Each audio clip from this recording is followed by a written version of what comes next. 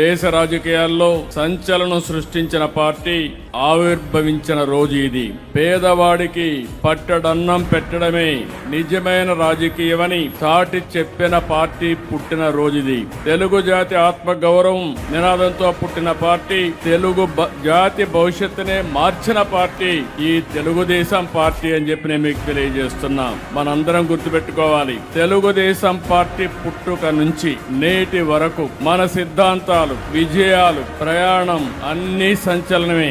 35,000 కిలోమీటర్ల మేర ఎన్టీ రామారావు గారు రోజు చైతన్య యాత్ర ఒక రికార్డు. పార్టీ పెట్టిన 9 నెలల్లోనే అధికారం రావడం ప్రపంచంలోనే ఒక చరిత్ర, ఒక రికార్డు. డబ్బున్న వాళ్ళకు కాదు, చదువుకున్న వాళ్లకు సీట్లు అనేది మరో రికార్డు. సామాన్యులకి, ఉద్యోగుల్ని, యువకుల్ని, డాక్టర్ని, లాయర్లని, టీచర్ని ఎమ్మెల్యేలుగా చేసిన పార్టీ మన పార్టీ. ఇలాంటి రికార్డులే కాకుండా ఎన్టీ రామారావు గారిని బర్తరఫ్ చేస్తే దేశ చరిత్రలో మరెక్కడ కూడా ముఖ్యమంత్రి అయిన దాఖలాలు లేవు.